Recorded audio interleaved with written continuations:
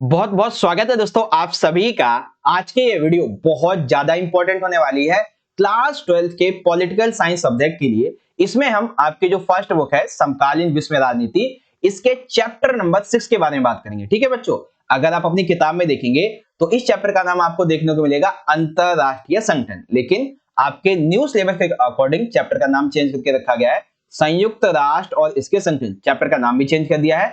साथ ही इस chapter number 6 में आपके कुछ 3 से 4 जो है वो न्यू टॉपिक्स भी इसमें ऐड कर दिए गए। ठीक है बच्चों, तो चैप्टर के संबंध में प्लस में जो आपको न्यू टॉपिक्स हैं इसको ध्यान में रखते हुए आपके पॉलिटिकल साइंस के सभी एग्जाम्स के पॉइंट ऑफ व्यू से, चाहे मिड टर्म हो, प्री बोर्ड हो, बोर्ड एग्जाम हो, हर एक एग्जाम के पॉइंट ऑफ व्यू से इस चैप्टर से, चैप्टर नंबर 6 के जितने भी मोस्ट इंपॉर्टेंट क्वेश्चन आंसर निकल सकते हैं उनको हम यहाँ पे डिस्कस करेंगे। और वे क्वेश्चन बच्चों जो आपके इस चैप्टर नंबर 6 से हर बार पेपर में पूछे जाते हैं, वे क्वेश्चन जो मोस्टली आपके बोर्ड एग्जाम में ऑलरेडी पूछे जा चुके रिपीटेड क्वेश्चन है, उनको हम यहाँ पे डिस्कस करेंगे। ठीक है, और वीडियो के एंडिंग पार्ट पे तकरीबन 10 से 15 मिनट पहले आपको जो आपके न्यू टॉपिक्स ऐड हुए इसके भी क्वेश्चन में इसी वीडियो में एंड में आपको समझा दूंगा। ठीक है, तो भाई ये वीडियो आप सभी के लिए बहुत ज्यादा इंपॉर्टेंट होने वाली है, हिंदी मीडियम के बच्चों के लिए भी और इंग्लिश मीडियम के बच्चों के लिए भी। देखिए हमारा ये जो आज का सेशन है, एपिसोड जो है, ये अराउंड 40 से लेके 50 मिनट तक का बनने वाला है। बट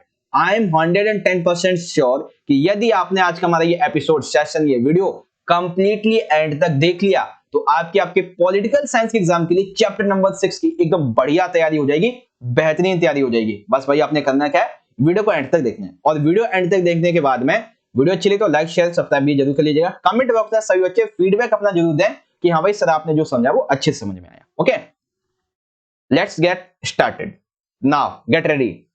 तो सबसे पहले हमारा क्वेश्चन बनेगा 2 मार्क्स का। ठीक है, ये क्वेश्चन आपसे 2 मार्क्स से पूछा जाएगा कि संयुक्त राष्ट्र संघ के विकास पर नोट लिखिए, यानी कि यूएनओ जो है वो आखिर अस्तित्व में कैसे आया, ये हमें समझाना है यहाँ पे। ठीक है, तो मैं आपको छोटी सी कहानी सुनाता हूं और इसके बाद में फिर आपको आंसर भी बताऊंगा। बेसिकली देखो हुआ क्या था कि जब फर्स्ट वर्ल्ड वॉर हुआ था, कब से कब तक, 1914 से लेके 1918 में, इसको हम बोलते हैं फर्स्ट वर्ल्ड वॉर। ठीक है, तो बेसिकली जब प्रथम विश्व युद्ध होता है तो जो बड़े बड़े देश होते हैं इन्होंने सोचा कि ये इससे भाई हानि बहुत हो रही है, तो ऐसे में इन्होंने कहा कि हम ना एक संगठन बना लेते हैं जिससे कि ऐसे युद्ध नहीं होंगे। तो इन्होंने एक संगठन बनाया जिसे बोलते हैं लीग ऑफ नेशन, इसे बेसिकली हम राष्ट्र संघ भी कह सकते हैं। ठीक है, तो जो फर्स्ट वर्ल्ड वॉर के बाद में तकरीबन 10 साल के बाद में 1929 में लीग ऑफ नेशंस का जन्म हुआ। इसका काम क्या था भाई, इसका काम यह था कि अंतरराष्ट्रीय स्तर पर ऐसा युद्ध जैसा पहले हो चुका है 4 साल वाला प्रथम वर्ल्ड वॉर, ऐसा ना हो, ये इसका उद्देश्य था मेन। लेकिन फिर भी ये अपने इस काम में कुछ टाइम तक सही रहा, कुछ टाइम तक नहीं रहा, लेकिन आखिरकार 10 साल बाद ये अपने काम में असफल होता है और 1939 से 45 तक जो सेकेंड वर्ल्ड वॉर हुआ उससे ये नहीं रोक पाया। तो भाई बड़े बड़े देशों ने सोचा एक काम करते हैं, अब इसे हटाते हैं और इसको थोड़ा मॉडिफिकेशन करते हैं, इसको और बड़ा बनाते हैं।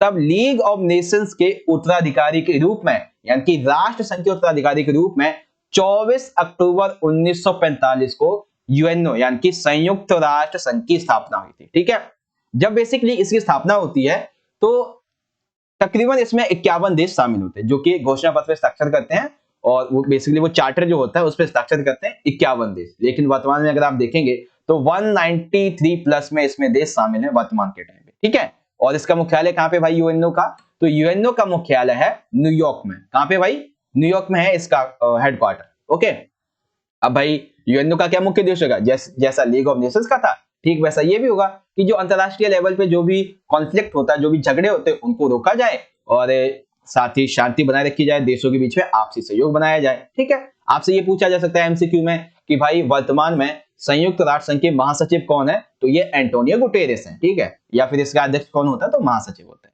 तो भाई आपको कहानी समझ में आ गई ना, एकदम सिंपल सी कहानी है कि लीग ऑफ नेशंस बनाएगा फर्स्ट वर्ल्ड वॉर के बाद में, और ये अपना सेकंड वर्ल्ड वॉर नहीं रोक पाया, ठीक है ना, वर्ल्ड में, तो इसीलिए फिर इसको हटा के इसके उत्तराधिकारी के रूप में यूएनओ को लाया गया, जिसका मुख्य उद्देश्य क्या था भाई, अंतरराष्ट्रीय झगड़ों को रोकना, शांति स्थापित करना और लोकतंत्र को राह दिखाना, ये सारी चीजें थी। ठीक है, सिंपल सा क्वेश्चन था 2 मार्क्स में। अब इसी क्वेश्चन को जो बच्चे इंग्लिश मीडियम के हैं वो यहां से पढ़ सकते हैं कि right a short note on the development of United nation. तो किस तरीके से होता है, आप इस पॉइंट को भाई यहां से रीड आउट कर लो। ठीक है, मैंने आपको समझा दिया है, आप यहां से इसे रीड आउट कर लीजिए। ओके, नाउ चलिए ये तो हमने समझ लिया कि भाई यूएनओ आखिर बना कैसे। आखिर हमें एक अंतरराष्ट्रीय संगठन की आवश्यकता क्यों है? ठीक है, यानी कि हम मानते हैं चलो फर्स्ट वर्ल्ड वॉर हो गया, सेकंड वर्ल्ड वॉर हो गया, क्या युद्ध के अलावा भी किसी एक हमें अंतरराष्ट्रीय संगठन की आवश्यकता पड़ सकती? क्यों चाहिए हमें एक इंटरनेशनल जो ऑर्गेनाइजेशन क्यों चाहिए? तो भैया सबसे पहला कारण, इसे आप ना अपने थोड़ा माइंड लगा के भी आंसर लिख सकते हो। एक पूरी की पूरी दुनिया, पूरे का पूरा विश्व, इस पूरे विश्व में बहुत सारे विवाद होते हैं, कई देशों के बीच में विवाद होते हैं, बड़े बड़े देशों के बीच में। तो ऐसे में अंतरराष्ट्रीय विवादों को सुलझाने के लिए, यानी कि अंतरराष्ट्रीय जो विवाद है उनको शांतिपूर्ण तरीके से समाधान लिया जा सके, ठीक है, ताकि युद्ध वगैरह ना हो, तो इसके लिए चाहिए। ठीक है, दूसरा, जैसा कि मैंने आपको भी बता दिया कि विश्व स्तर पर विवाद की वजह से कोई युद्ध ना हो। अगर युद्ध हो भी जाता है गलती से, पहले तो यही चांस रहे कि युद्ध होना नहीं चाहिए, लेकिन फिर भी नजर ना जाए, कभी कोई कमी रह जाए और युद्ध हो भी जाए तो उसको रोका जाए। ठीक है, पहले तो युद्ध ना होने दो, अगर हो भी जाता है तो उसे रोको।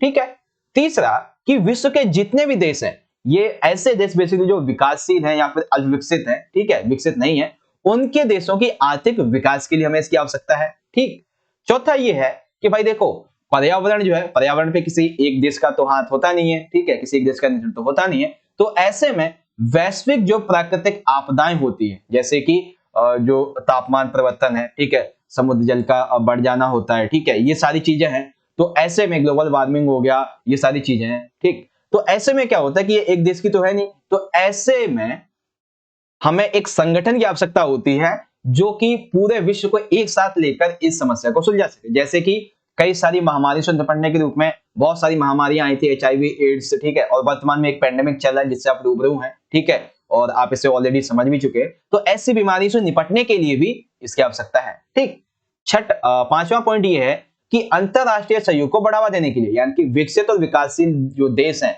इन देशों के बीच में एक अच्छा संबंध बनाना, ठीक है, इन देशों की आर्थिक विकास को करना, ये सभी इसका काम है। ठीक है, छठा पॉइंट कि वैश्विक ताप वृद्धि से निपटने के लिए, जैसे कि मैंने अभी आपको बता दिया। सातवां पॉइंट है भाई कि देशों में लोकतंत्र स्थापित करना। अभी भी कई देशों में, लाइक पाकिस्तान, बांग्लादेश या फिर और भी बहुत से ऐसे देश हैं जहां पर कभी लोकतंत्र आता है, कभी राजतंत्र आता है, कभी सैनिक शासन हो जाता है। तो हमें अंतरराष्ट्रीय संगठन की आवश्यकता इसलिए भी है ताकि सभी के सभी जो विश्व के देश हैं उसमें लोकतंत्र स्थापित किया जा सके। ठीक है ना, तो ये कुछ कारण हैं जिसकी वजह से हमें यूएनओ की आवश्यकता पड़ती है, यानी कि किसी एक अंतरराष्ट्रीय संगठन की आवश्यकता पड़ती है। ठीक है बच्चों, तो अब आप सभी समझ जाएंगे, विवादों को शांतिपूर्ण समाधान के लिए, युद्धों को रोकने के लिए, देशों के आर्थिक विकास के लिए, लोकतंत्र को स्थापित करने के लिए, अंतरराष्ट्रीय सहयोग को बढ़ाने के लिए, प्राकृतिक आपदा या फिर वैश्विक ताप वृद्धि से सभी देश एक साथ मिलकर निपट सके उसके लिए, और महामारी से निपटने के लिए। ठीक है, सिंपल सिंपल से पॉइंट है भाई, एकदम इजी से इजी लैंग्वेज में मैंने आपको समझा दिया। ओके बच्चों, चलिए अब जो बच्चे इंग्लिश मीडियम के हैं उसे वो बच्चे यहां से पढ़ लीजिए कि why is there a need for an international organization. तो क्यों चाहिए भाई? Because of the most of the points are here, you can read also. Okay बच्चों, वेल आई होप आपको बढ़िया तरीके से समझ में आया होगा। चलिए अभी देखिए, मैंने आपको सिर्फ और सिर्फ चैप्टर का जो इंट्रो है यूएनओ का वो दिया है कि है क्या और बेसिकली हमें ये चाहिए क्यों। तो इससे पहले मैं वीडियो को आगे बढ़ाऊं, अगर आप सभी को वीडियो अच्छी लगे एंड तक देखने के बाद में, तो आप सभी वीडियो को लाइक जरूर करें और कमेंट बॉक्स में सभी बच्चे अपना अपना फीडबैक देख के जरूर जाइएगा कि यस सर आपने हमें जो समझाया वो हमें समझ में आ गया था। ठीक है, और शेयर कर देना दोस्तों के साथ में। चैनल पे यदि आप पहली बार आए हैं तो आप चैनल को सब्सक्राइब भी अवश्य कीजिए। ओके, चलिए शुरुआत करते हैं अगले क्वेश्चन की।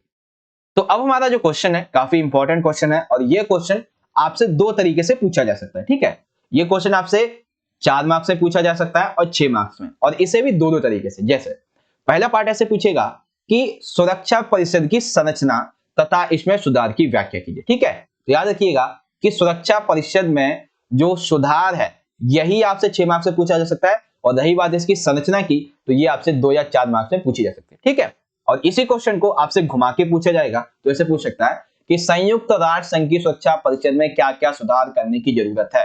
ठीक है ना, ये चीजें हैं। ओके, तो सिंपल सिंपल सा हो गया। अब मैं आपको एक अच्छा सा आंसर बताता हूं जिसमें आपको सारी चीजें पता चल जाएंगी कि भाई जो सिक्योरिटी काउंसिल है यूएनओ की, उसका स्ट्रक्चर कैसा है, उसकी संरचना कैसी है और उसमें क्या सुधार करने की आवश्यकता है।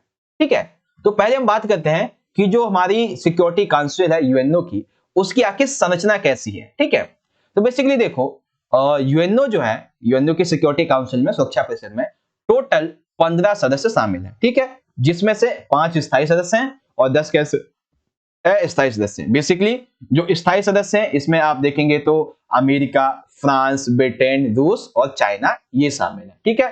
और इनको कभी भी पद से हटाया नहीं जा सकता है, ठीक है, इनको पद से कभी हटाया नहीं जा सकता है।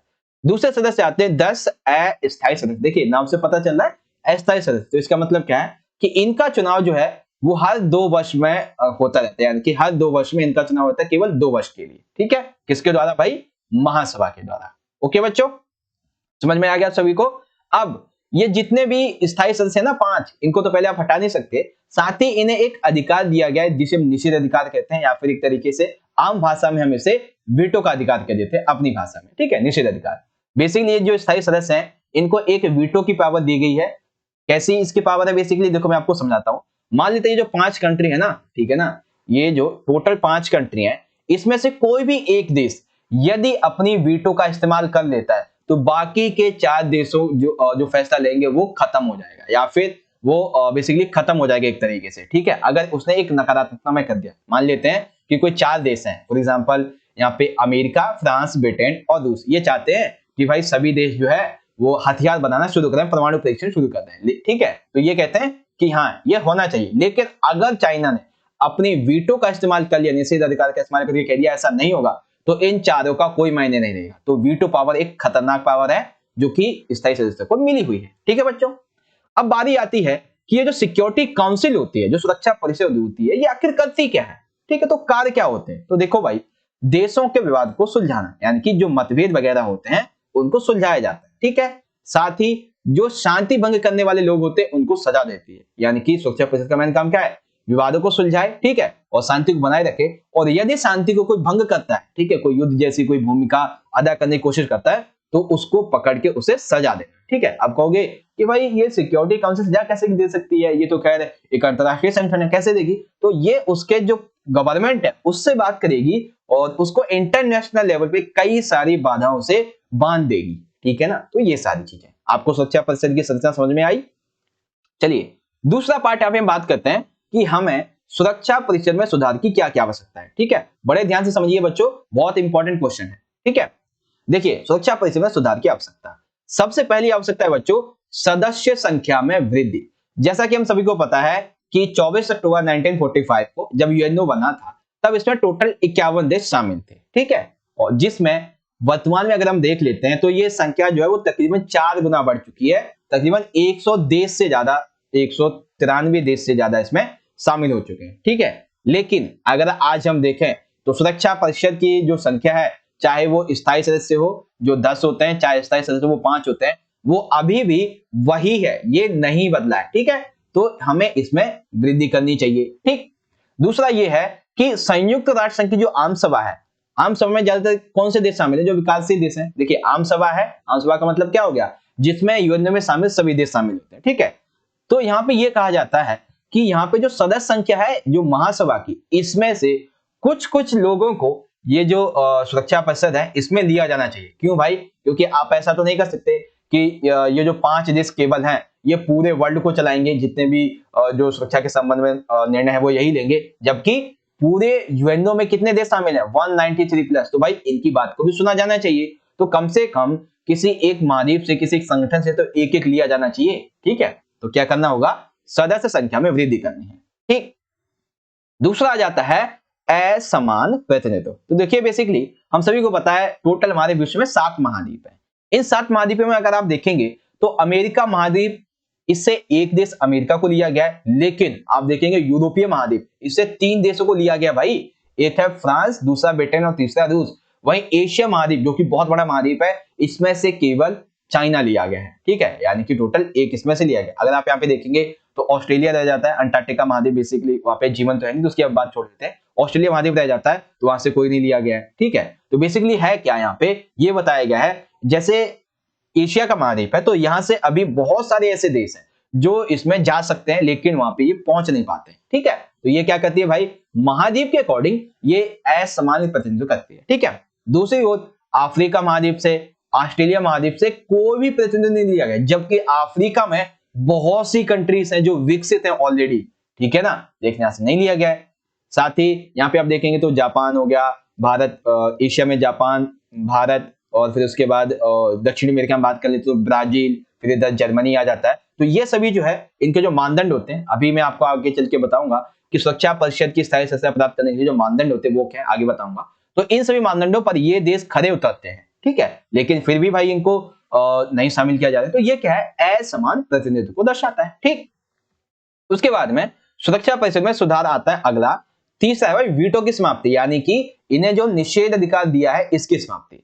बेसिकली स्थायी सदस्य जो कि 5 है, ठीक है, इनको जो निषेध अधिकार दिया गया ये समाप्त किया जाना चाहिए। क्यों भाई? क्योंकि इसका दुरुपयोग किया जाता है, इससे कोई मजबूत फैसला नहीं लिया जा सकता। जैसे कि मैं आपको एग्जांपल के जरिए बताता हूं कि आज भी जब सुरक्षा परिषद में भारत को स्थायी सदस्यता देने की बात चलती है ना, तो हमेशा से चाइना और एक आधे देश जो भी है वो अपनी वीटो का इस्तेमाल करते हैं और उसको निरस्त कर देते हैं। और कई बार ऐसा भी होता है, ऐसे फैसले देश के कई देशों के हित में होते हैं, तो उसमें कोई देश अपना वीटो का इस्तेमाल करता है और फिर उसे निरस्त कर देता है। तो इससे क्या होता है भाई कि उनको ना समझ नहीं आता है इन सारी चीजों के बारे में, ठीक है।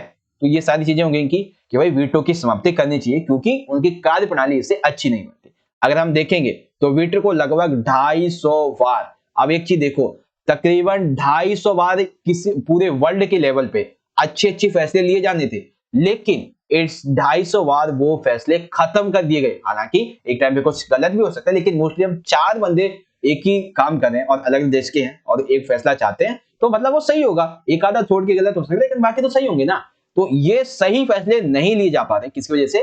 वीटो की वजह से, जिसमें से रूस ने लगभग 122 बार वीटो को पावर का उपयोग किया, जिसमें केवल रूस नहीं बल्कि इससे इसका जो पूर्व था सोवियत संघ, उसकी भी बात आ जाती है, ठीक है बच्चों। तो सुरक्षा परिषद में सुधार की क्या क्या आवश्यकता है आप समझ गए। आप सभी को पहला पॉइंट समझ में आ गया कि भाई सुरक्षा परिषद की संरचना कैसी होती है, ठीक।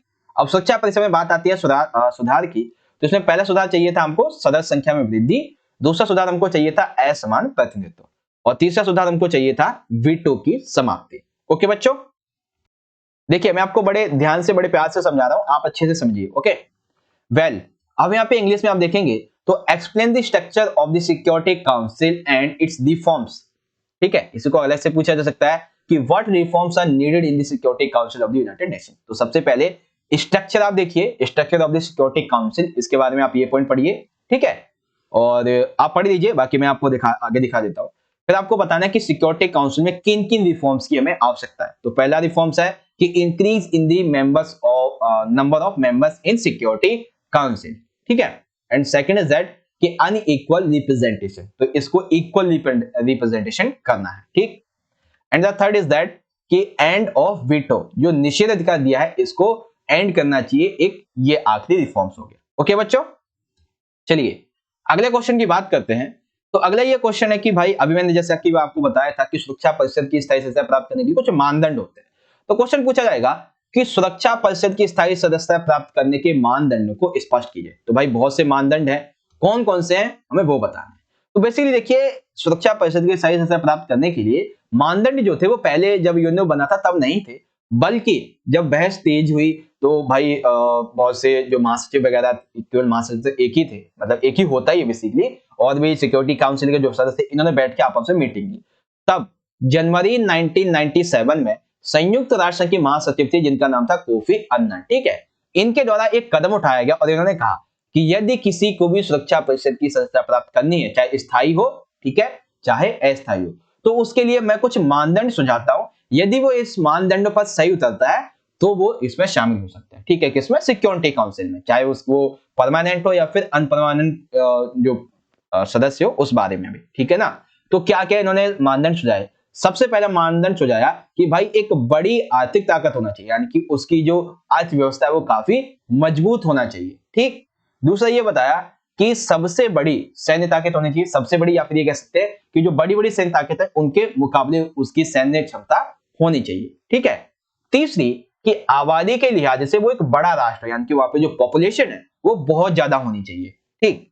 चौथा है संयुक्त राष्ट्र संघ के बजट में ऐसे देश का योगदान ज्यादा हो, यानी कि अंशदान जो है वो इसका ज्यादा होना चाहिए इस कंट्री का। ओके, पांचवा ये है कि ऐसा देश जो लोकतंत्र और मानवाधिकारों का सम्मान करे, यानी कि वहां पे लोकतंत्र होना चाहिए, ठीक। उसके बाद में मानवाधिकारों को सम्मान देना चाहिए, उसको हनन करने वगैरह वाले के लिए एक आयोग भी होना चाहिए, ठीक। और छठा, ये देश भूगोल के मामले में, अर्थव्यवस्था के मामले में, संस्कृति के मामले में विश्व का सबसे बड़ा देश होना चाहिए, यानी कि बहुत ही विविधता यहाँ पे होनी चाहिए। ठीक है, तो ये क्या है भाई, ये मानदंड है कि यदि किसी को भी सिक्योरिटी काउंसिल में शामिल होना है तो उसके लिए क्या क्या है, बड़ी आर्थिक ताकत, सैन्य ताकत, बड़ा आबादी होनी चाहिए, बजट में योगदान, लोकतंत्र हो, मानवाधिकार हो, भूगोल, अर्थव्यवस्था, संस्कृति के मामले में बहुत ज्यादा विविधता होनी चाहिए। ठीक है बच्चों, तो ये आपको समझ में आ गया, सिंपल सा पॉइंट था, ये आपसे 2 या 4 मार्क्स से आपसे पूछा जा सकता है। ओके, इसी क्वेश्चन को आप इंग्लिश में देख सकते हैं कि एक्सप्लेन द क्राइटेरिया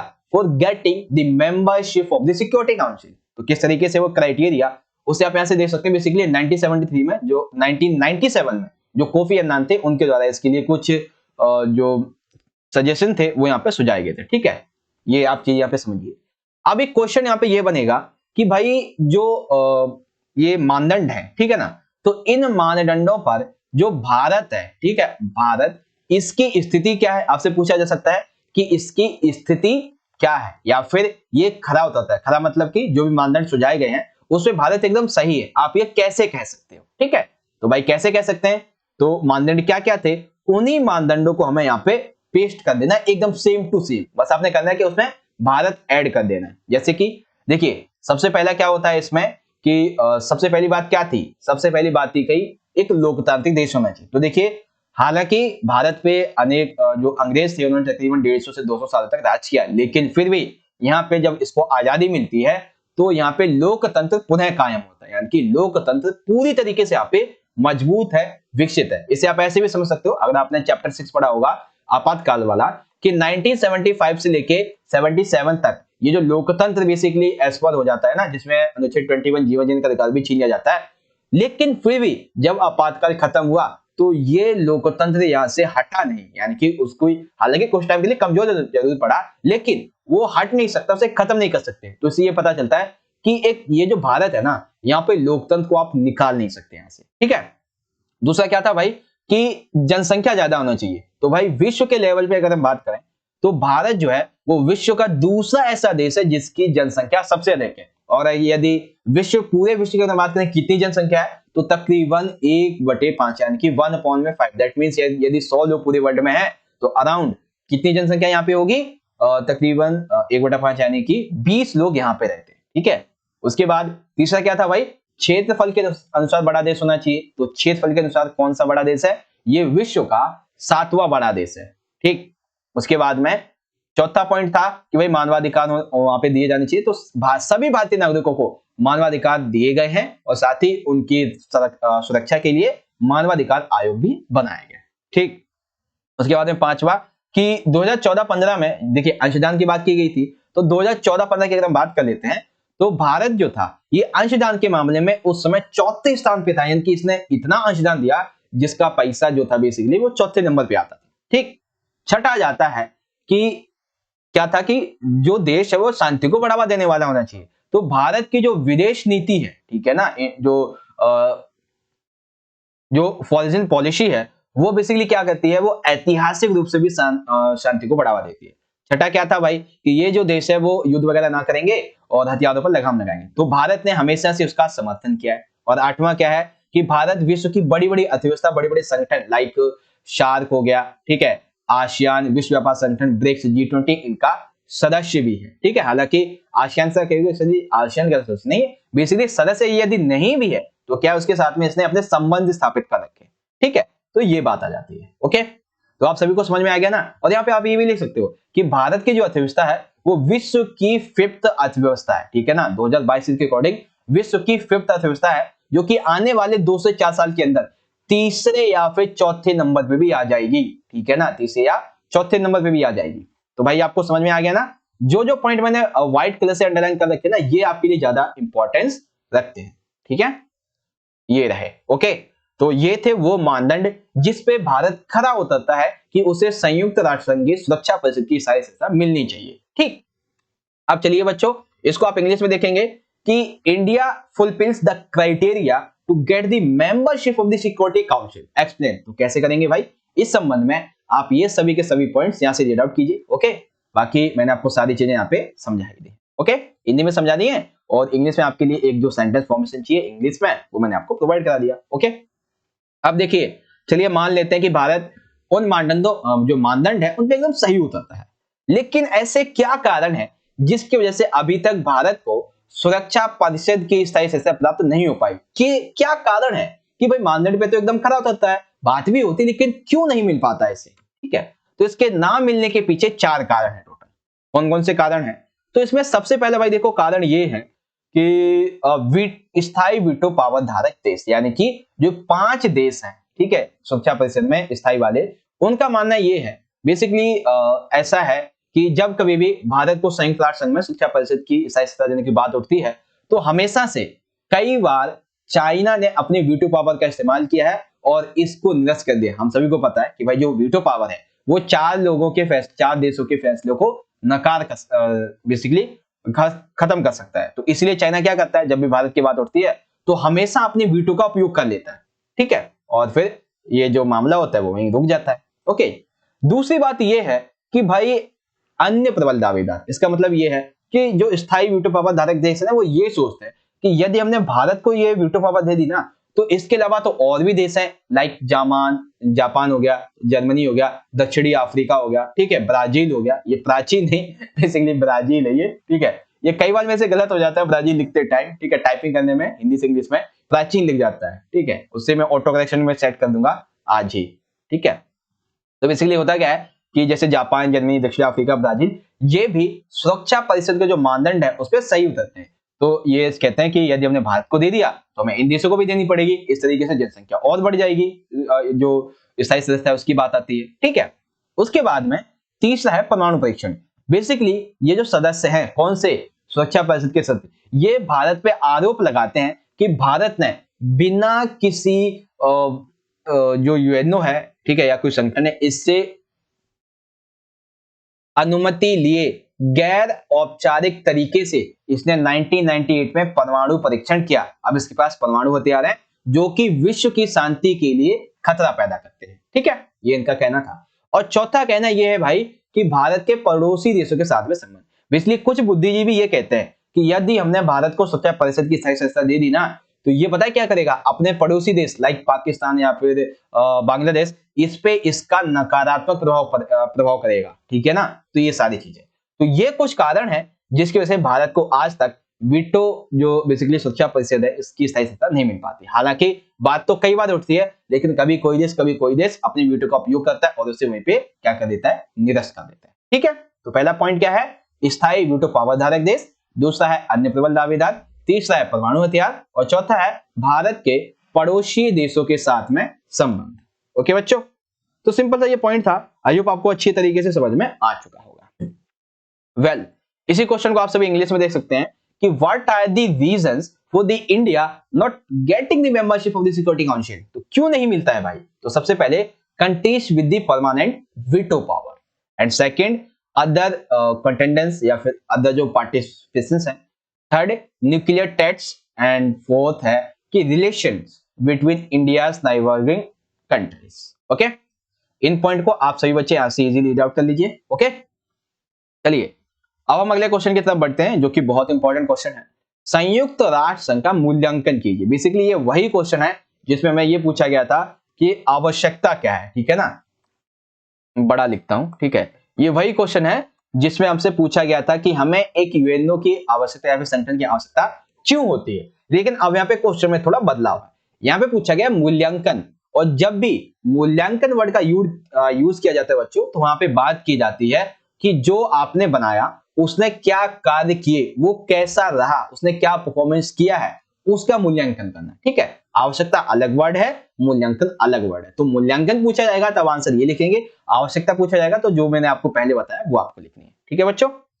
मूल्यांकन की बात करते हैं तो आप पता है क्या करना, मैं एक चीज आपको बताता हूं कि आपका 4 मार्क्स का क्वेश्चन है, तो आपको कम से कम याद रखिए कि 2 लाइन की आपको भूमिका लिखनी है, ठीक है। यदि आपका 6 मार्क्स का क्वेश्चन है तो आपको कम से कम 2 से लेके 3 लाइन की भूमिका जरूर लिखनी चाहिए, ठीक है। इससे क्या होगा, इससे टीचर पे एक अच्छा इफेक्ट जाएगा कि बच्चे ने अपने क्वेश्चन के बारे में एक भूमिका लिख दी है, जिससे हाँ पता चल जाता है कि हाँ ये बच्चा जो है इसको नॉलेज है अच्छी खासी, ठीक है। उसके बाद में वो पता क्या करेगा, आपके जो पॉइंट होंगे ना बस उन्हीं को पढ़ेगा, अंदर जो लिखा डज नॉट मैटर, ठीक है, वो आपके पॉइंट पढ़ेगा और उसके बाद में फिर आपको मार्क्स देता चला जाए। तो ये चीज है, ये कुछ कॉमन से पॉइंट है जिसे आपको याद में रखना चाहिए। ओके, चलिए सबसे पहले की बात करते हैं वाद विवाद का वैश्विक मंच। तो बेसिकली देखो इसका मतलब क्या है, इसका मतलब ये है कि यूएनओ जो है वो एक ऐसा मंच है जहां विभिन्न देशों के नेताओं को अपनी बात कहने और महत्वपूर्ण मुद्दों पर वाद विवाद करने का अधिकार होता है। हम सभी को पता है विश्व की महासभा में, यूएनओ की महासभा में टोटल 193 प्लस कंट्रीज शामिल है। तो यहाँ पे हर देश का एक नेता होता है, ठीक है, जो कि उसका प्रेसिडेंट करता होता है देश का। तो वो अपने बात को, ठीक है ना, यहाँ पे यूएनओ में रख सकता है, ठीक है, वाद विवाद कर सकता है। तो ये उसको अधिकार प्राप्त है। तो पहला क्या है, वर्ल्ड लेवल पे यदि वाद विवाद करना है किसी टॉपिक के मामले में तो ये एक अच्छा मंच है। दूसरा है शांति स्थापना। बेसिकली यूएनओ ने अपने सेना की मदद से, ठीक है, अपनी खूबियों को दिखाते हुए इसने बहुत सारी ऐसी कंट्रीज है जहाँ पे शांति स्थापना करवाई थी। लाइक जैसे अफगानिस्तान हो गया, आपको कुवैत वाली याद होगा, वो प्रथम खाड़ी युद्ध जो था, रूमालिया, यहाँ पे ऐसे और भी कई सारी कंट्री थी जहां पे यूएनओ ने अपनी शांति सेना भेजी और वहां पे शांति का माहौल बनाने की कोशिश की। जैसे कई बार तो था कि भाई जैसे शीत युद्ध चल रहा था, ठीक है, शीत युद्ध कब से कब तक, 1945 से 1991 तक, ठीक है ना। तो ऐसे में बहुत सारे ऐसे खतरा पैदा हुए थे, लाइक जैसे क्यूबा मिसाइल संकट 1961 का, कोरिया संकट हो गया, भारत पाकिस्तान युद्ध हो गया। तो ये इनको टालने के लिए, ठीक है, इनको शांत कराने के लिए इसने बहुत सारी कोशिशें की थी। कई बार ये सही भी हुए, मतलब सफल भी हो, कई बार नहीं भी हुए, ठीक।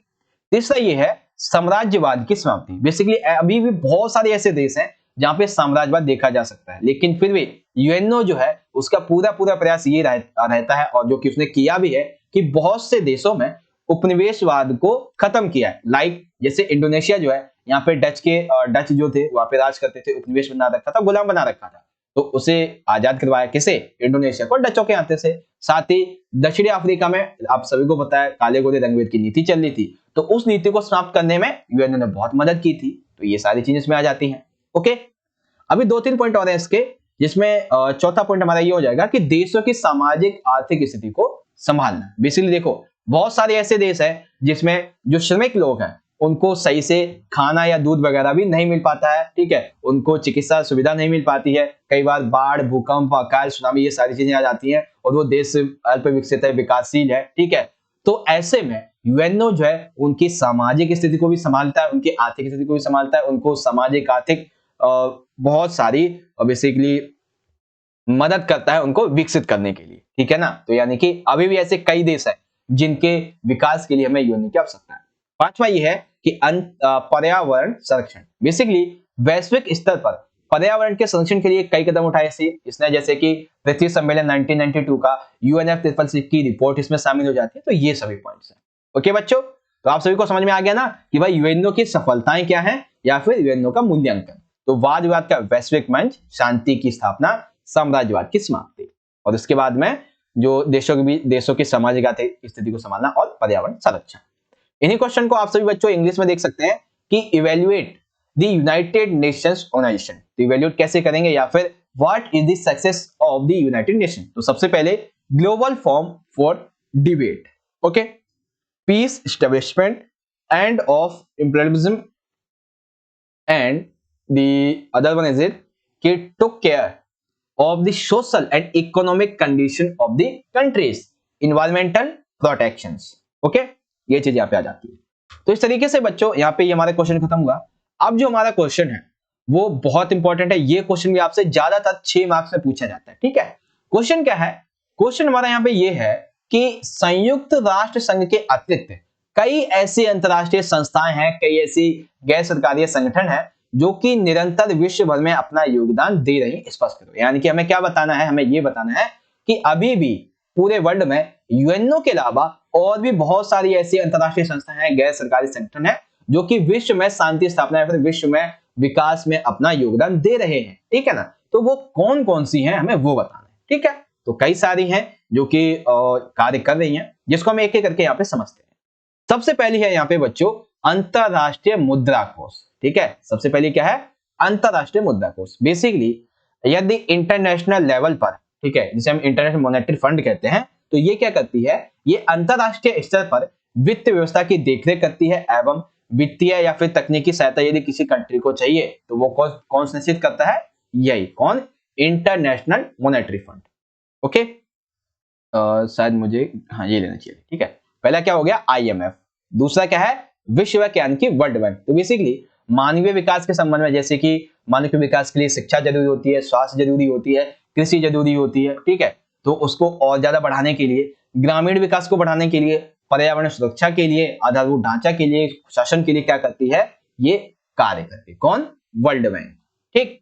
तीसरा है एमनेस्टी इंटरनेशनल। ये क्या है भाई? ये एक स्वयंसेवी संगठन है। कैसा संगठन? स्वयंसेवी संगठन। और ये क्या करता है? ये अंतरराष्ट्रीय स्तर पर मानवाधिकारों का यदि उल्लंघन होता है तो उनकी रक्षा के लिए कार्य करता है। ओके। चौथा जाता है WTO। तो बेसिकली अंतरराष्ट्रीय स्तर पर व्यापार के संबंध में विवादों को सुलझाता है, व्यापार के संबंध में नियमों को अच्छा बनाता है और व्यापार को और ज्यादा बढ़ाने के नए नए उपाय सुझाता रहता है, ठीक। उसके बाद में और भी जाते हैं अंतरराष्ट्रीय आणविक ऊर्जा एजेंसी, ठीक है। पांचवा क्या आ गया? IAEA, international atomic energy agency. यह संगठन बेसिकली परमाणविक ऊर्जा के शांतिपूर्ण उपयोग को बढ़ावा देने और सैन्य उद्देश्यों में इसके इस्तेमाल को रोकने की कोशिश करता है। यानी कि जो परमाणु ऊर्जा है, ठीक है, परमाणु जो हथियार है उसका शांतिपूर्ण उपयोग किया जाए, इसको देखरेख करती है इसकी। और यदि ये भी देखती है कि कहीं इसका सैन्य मामले में तो उपयोग नहीं हो रहा है, अगर हो रहा होता है तो उसे रोकती है, पहली बात होने नहीं देती, ठीक। छठी आ जाती है ह्यूमन राइट्स वॉच। बेसिकली ये एक स्वयंसेवी संगठन है, ये भी मानवाधिकारों के संबंध में ये क्या करता है, ये मानवाधिकारों की वकालत करता है और उनके संबंध में अनुसंधान करने वाला एक अंतरराष्ट्रीय संगठन है, ठीक है। एक एमनेस्टी इंटरनेशनल और ह्यूमन राइट्स वॉच बेसिकली एक तरीके से एक ही है, लेकिन नाम अलग लिखेंगे और डेफिनेशन अलग अलग। ओके।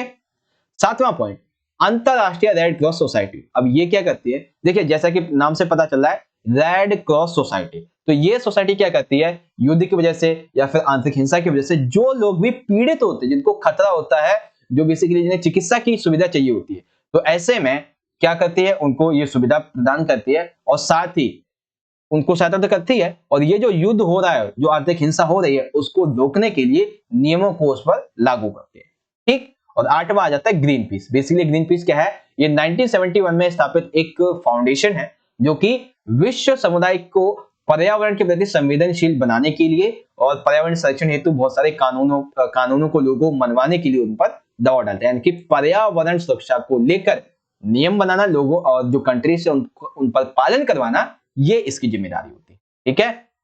तो ये आपका आठवां पॉइंट हो गया कंप्लीट।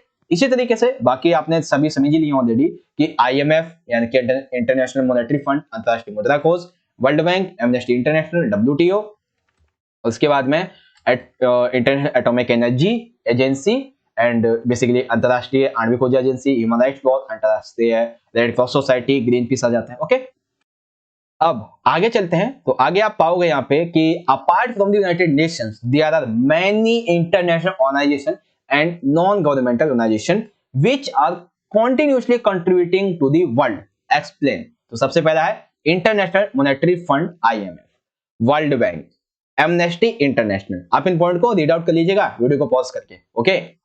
देन फिर आता है world trade organization, international atomic energy agency, human rights watch, international red cross society and green peace. Okay, complete all of you this.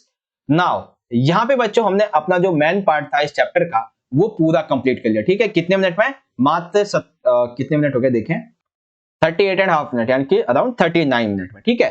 तो अभी तक हमारा चैप्टर तो कंप्लीट हो गया है, लेकिन अभी जो है वो हमारे कुछ न्यू टॉपिक्स वाले क्वेश्चन बचे हैं, वो मैं अभी आपको आगे समझाऊंगा। लेकिन उससे पहले यदि आप सभी को अभी तक की जो वीडियो है वो समझ में आई हो, आपको वीडियो अच्छी लगी हो, तो भाई वीडियो को लाइक कीजिए ज्यादा से ज्यादा, ठीक है। जितना अच्छा हो सकता है मैंने आपको समझाया, ठीक है। और अपने दोस्तों के साथ में ज्यादा से ज्यादा शेयर भी कर देना ताकि वो भी अपने चैप्टर को समझ सकें। और चैनल को आप सभी जरूर सब्सक्राइब कीजिए ऐसी इंपॉर्टेंट वीडियोस के लिए। कमेंट बॉक्स में आप सभी मुझे अपना फीडबैक देके जरूर जाएं, यस सर हम आपने जो भी मैं समझा वो समझ में आ चुका है, ठीक है। और हाँ, आप YouTube पे कई बार कमेंट करते हैं तो आपको रिप्लाई नहीं मिल पाता हो, तो आप क्या कीजिए, Instagram पे आप हमें मैसेज कर सकते हैं, ठीक है। और जो हमारा टेलीग्राम ग्रुप है जिसकी 12 क्लास, या फिर ऐसे करोगे सर्च की क्लास 12 स्मार्ट नॉलेज, तो आपको ये देखने को मिल जाएगा। ओके बच्चों, तो समझ में आ गया भाई आपको क्या क्या करना है। बाकी शुरुआत करते हैं आपके न्यू टॉपिक्स के संबंध में। तो न्यू टॉपिक्स का सबसे पहला हमारा क्वेश्चन बनेगा, आपसे 4 मार्क्स में 6 मार्क्स में पूछा जा सकता है, और तोड़ तोड़ के भी क्वेश्चन पूछेगा भाई, यूनेस्को का वर्णन कीजिए, ठीक है, और भारतीय संदर्भ में इसके महत्व को स्पष्ट कीजिए। तो आपसे क्वेश्चन पूछा जाएगा कि यूनेस्को जो है वो ये क्या है, इसके कार्य, इसकी स्थापना, मुख्यालय वगैरह व्हाटएवर, बहुत से क्वेश्चन पूछे जाएंगे। आंसर एकदम सिंपल सा मैं आपको समझा देता हूं। यूनेस्को, इसकी फुल फॉर्म है basically united nations educational scientific and cultural organization. Hindi में कहें तो संयुक्त राष्ट्र शैक्षिक वैज्ञानिक एवं सांस्कृतिक संगठन। याद रखेंगे भाई, यूनेस्को की फुल फॉर्म क्या है, मेरे साथ दोहराएंगे, united nations educational scientific and cultural organisation.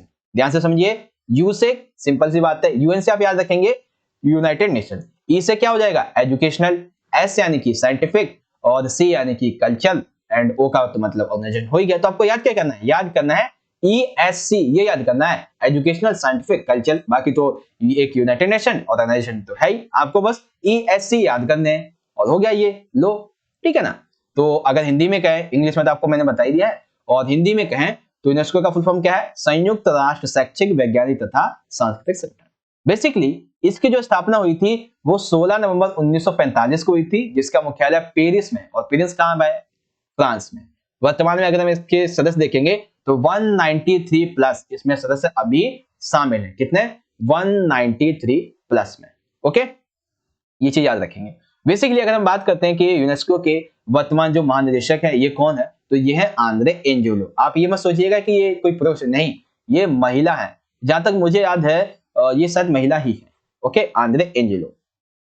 Okay, तो अभी मैंने जस्ट गूगल पे सर्च किया, ठीक है, तो मैंने देखा कि हाँ ये महिला ही है, ठीक है। देखिए मैं आपको सारी की सारी जानकारी एकदम राइट देने की कोशिश करूंगा, ठीक है ना, और हमेशा यही करता हूँ। हाँ एक आधा कभी कभी हो जाता है, जैसे कि मैं आपको बता देता हूँ कि अभी एक मैंने वीडियो डाली थी आपकी चैप्टर नंबर 2 की, ठीक है, तो उसमें आपको बता दिया था कि जो यूएसएसआर है उसके जो लास्ट प्राइम मिनिस्टर थे, उनका नाम मैंने शायद आपको गलत बता दिया था, उनका जो बेसिकली लास्ट प्राइम मिनिस्टर थे वो मिखाइल गोर्बाचेव थे, ठीक है ना, वो मिखाइल गोर्बाचेव थे, तो उस चीज को आप सुधार लेंगे, ओके। तो आगे देखते हैं यूनेस्को, इसका फुल फॉर्म तो हमने देख लिया, स्थापना कब हुई 16 नवंबर 1945 को, मुख्यालय पेरिस फ्रांस में, वर्तमान में सदस्य ये है, वर्तमान में इसके महानिदेशक कौन है, ये सारी चीजें हमने समझ ली। अब ये समझो कि आखिर ये बनाया क्यों गया, इसका मुख्य उद्देश्य क्या था, तो इसका भाई मुख्य उद्देश्य ये था कि शिक्षा के क्षेत्र में और संस्कृति के क्षेत्र में अंतरराष्ट्रीय सहयोग को बढ़ावा दिया जाए, शांति एवं सुरक्षा की स्थापना की जा सके, ठीक है, साथ ही ऐसे कार्यक्रम जिससे कि साक्षरता बढ़ाई जा सकती है उनको आयोजित कर सकती है। साथ ही साथ यूनेस्को जो है वो विश्व की बहुत सारी ऐसी धरोहर, ऐसी इमारतें, ऐसे पार्कों का संरक्षण करती है जो ऐतिहासिक तौर पे बहुत ज्यादा महत्वपूर्ण होते हैं, ठीक है। तो इसी संबंध में इसका आ जाता है भारत का मैटर। क्या है भाई भारत के संबंध में इसकी महत्वता, तो महत्वता ये है, आप यहाँ पे देखेंगे भारतीय संदर्भ में यूनेस्को। बेसिकली भारत जो था वो यूनेस्को का सदस्य बना था 1946 में, यानी कि यूनेस्को की स्थापना के 1 साल बाद, ठीक है। यूनेस्को की विरासत सूची में अगर हम देखें, विरासत सूची यानी कि इसके जो अभी हमने क्या देखा था, ये जो पार्ट हमने देखा था कि जिसमें वैश्विक धरोहर को संरक्षण ये शामिल करती है, ठीक है ना, तो उस सूची में भारत के बहुत सारे ऐतिहासिक इमारतें, बहुत सारे पार्क शामिल है, लाइक ताजमहल हो गया, काजीरंगा राष्ट्रीय उद्यान पार्क हो गया, ठीक है, आगरा का किला, सूर्य मंदिर, ये सभी क्या है, ये भारतीय संदर्भ में यूनेस्को है। उसके बाद में आपको ये समझ में आया कि कौन कौन से भारत के ऐसे राष्ट्रीय ऐतिहासिक स्मारक या पार्क हैं जो इसके यूनेस्को की सूची में शामिल है। वर्तमान में कितने भाई, तो तकरीबन 40 हैं, और 40 में धरोहर कौन सी बच्चों, धौलावीरा, और धौलावीरा क्या है, ये हड़प्पा का खोजा गया एक स्थल है, ओके। तो ये चीजें आप याद रखेंगे भाई, एकदम सिंपल सिंपल सा है यूनेस्को के बारे में, एकदम सिंपल सा फुल फॉर्म, ठीक है, और उसके बाद स्थापना, मुख्यालय, सदस्य, वर्तमान महानिदेशक, प्रमुख उद्देश्य, एंड देन वर्ड की भारतीय संदर्भ में यूनेस्को का क्या वर्णन है, ओके। इन्हीं क्वेश्चन को आप सभी इंग्लिश में देख सकते हैं कि describe the UNESCO, explain its importance in the Indian context. तो भाई फुल फॉर्म तो मैंने आपको अभी बता ही दी यूनेस्को की, उसके बाद एस्टेब्लिशमेंट कब होती है, इसका हेडक्वार्टर क्या है, और टोटल मेंबर्स कितने हैं, फिर इसके जो मेन ऑब्जेक्टिव्स है वो क्या क्या है, उससे आप इजीली यहां से सभी बच्चे पढ़ लीजिए, ओके। मैंने आपको समझा दिया हिंदी में, इंग्लिश में आप पढ़ लीजिए। अब हमें बताना है कि इंपॉर्टेंस इन इंडियन कॉन्टेक्स्ट, तो क्या बेसिकली इंपॉर्टेंस है, तो यूनेस्को इन इंडियन कॉन्टेक्स्ट, तो सबसे पहले इंडिया के बारे में बताएंगे, उसके बाद कुछ धरोहर शामिल की गई उसके नाम और example, okay. And the 40th is what, Dholavira site, okay. Now अगला जो क्वेश्चन है वो नए टॉपिक के संबंध में यूनिसेफ।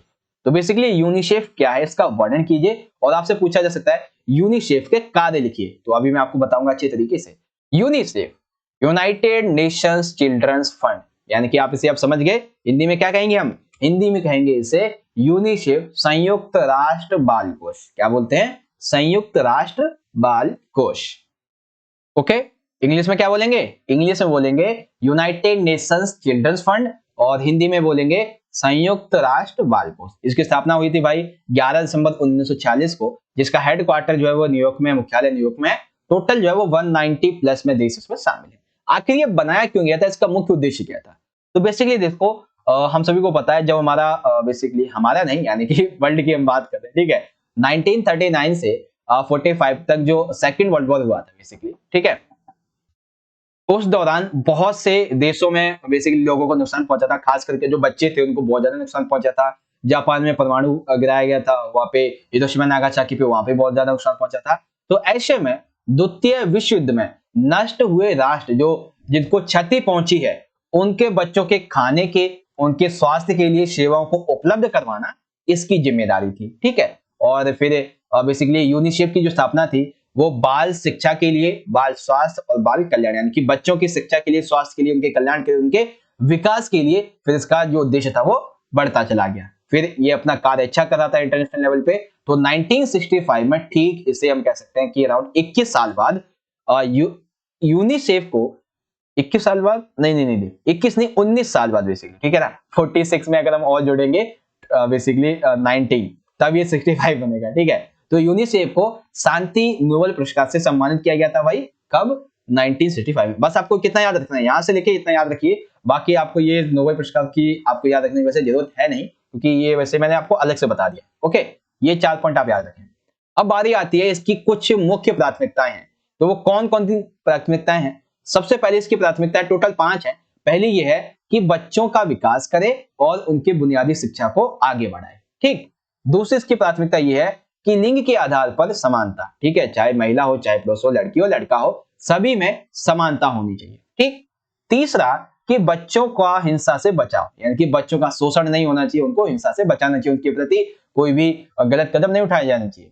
चौथा, यदि बच्चों का कहीं शोषण हो रहा है तो उसको खत्म करना है, और यदि उनकी जो बाल श्रम यानी कि 14 साल से कम उम्र के बच्चे हैं उनसे यदि काम करवाया जाता है तो उसको खत्म किया जाए। और पांचवा ये है कि HIV, एड्स और बच्चों के अधिकार के संबंध में ये संघर्ष करता है। ये इसकी कुछ प्रमुख प्राथमिकताएं हैं। ओके बच्चों, एकदम सिंपल सा क्वेश्चन का आंसर हो गया आप सभी के लिए, एकदम सिंपल सा। समझ गए भाई यूनिसेफ के बारे में और फिर इसके 5 प्राथमिकताओं के बारे में। इसी क्वेश्चन को आप इंग्लिश में देखेंगे कि डिस्क्राइब द यूनिसेफ। यूनिसेफ की फुल फॉर्म है united nations children's fund. Establishment कब हुआ था, हेडक्वार्टर का है, मेंबर्स कितने हैं, इसके जो ऑब्जेक्टिव्स हैं वो क्या क्या हैं, एंड देन इसकी जो main basically money tax mainly 5 priorities at present, तो वो कौन कौन सी हैं? Child development, basic education, equality on the basis of gender, protection of children from violence against exploitation and child labour, HIV, AIDS, work for the legal struggle for the rights of children. Okay, that's all. Now, one of the last and important question is that कि ILO, simple सा एकदम छोटा सा ये भी है ILO, ठीक है। ILO को हम क्या बोलते हैं?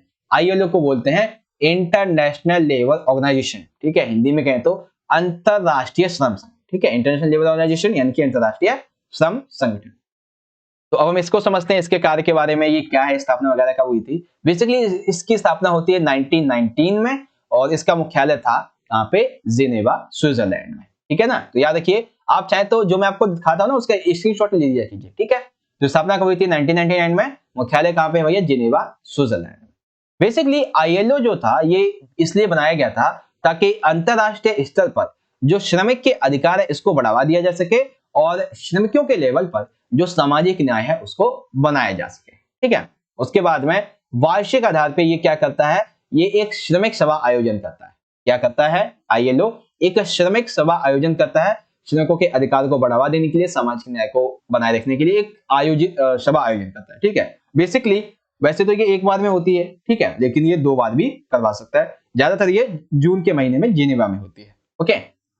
उसके बाद में इसके मेन कार्य क्या है, तो सबसे पहला कार्य ये है कि ये अंतरराष्ट्रीय श्रमिक सम्मेलन करवाता है, ठीक है। यदि इसके पास में कोई बेसिकली प्रस्ताव आता है कि करवाना है या नहीं, तो उसको स्वीकार करता है या नहीं करता, वो इसकी मर्जी है। उसके बाद में फिर आयोजित करता है। मजदूरों के मामले में मजदूरों के मामले में, उनके मामले में बेसिकली राज्य के साथ में कैसा व्यवहार करना चाहिए, उनको समझाता है कि इनके साथ कैसा व्यवहार करना चाहिए। ठीक है, अब जो भी सम्मेलन वगैरह किया जाएगा तो उनके लिए एक निदेशक चुनना, अंतर्राष्ट्रीय श्रमिक कार्यालय कार्यवाही की जिम्मेदारी सौंपना। ठीक है, साथ ही जांच कमीशन जो है इसको नियुक्त करने के लिए योजना बनाना। ठीक है, और फैसले लेने के लिए संस्था को अधिकार प्राप्त होते हैं, ये सारी चीजें।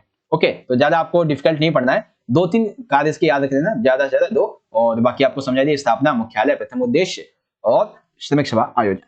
ओके, इंग्लिश में देखेंगे तो डिस्क्राइब ILO, सारी चीजें आप यहाँ पे देख सकते हैं। Headquarter, establishment, man of international labour conference held on annual basis, various functions के, सारी चीजें। Okay, well, congratulations friends and students, all of who are watching this video, because of that the chapter is now completed। Basically देखिए, हमने आपका जो chapter number 6 है संयुक्त राष्ट्र और इसके संगठन, एकदम बढ़िया तरीके से यहाँ पे हमने समझ लिया है। ठीक है बच्चों, देखिए जितना मेरी तरफ से हो सकता था आसान तरीके से, वो मैंने आपको यहाँ पे एकदम सिंपल से सिंपल वे में मैंने आपको समझा दिया। ठीक है, और जहां तक मुझे लगता है कि आप सभी को सारा का सारा आज का जो पॉइंट है, जो क्वेश्चन का आंसर है, वो अच्छे तरीके से समझ में भी आ चुका होगा। ठीक है बच्चों, और देखिए बस आपसे एक ही दो चीजें कहना चाहूंगा। यदि आप सभी को वीडियो अच्छा लगा हो तो आपने करना क्या है, आपको ज्यादा से ज्यादा इस वीडियो को शेयर कर देना अपने दोस्तों के साथ में। ठीक है, ताकि वो भी इस वीडियो से जुड़ सकें और इस वीडियो के माध्यम से अपने एग्जाम की तैयारी अच्छी कर सके। वीडियो अच्छी लगी हो बच्चों तो आप सभी लाइक करें, शेयर करें जरूर दोस्तों के साथ में। और हाँ देखिए, आप कमेंट में अपना फीडबैक देके जरूर जाएं, ताकि मुझे पता चल जाए कि हाँ भाई बच्चों को समझ में आया था या नहीं। ओके, वेल, मिलते हैं आपसे नेक्स्ट वीडियो में, तब तक के लिए आप पढ़ते रहिए, अपना ख्याल रखिएगा। धन्यवाद। जय हिंद, वंदे मातरम।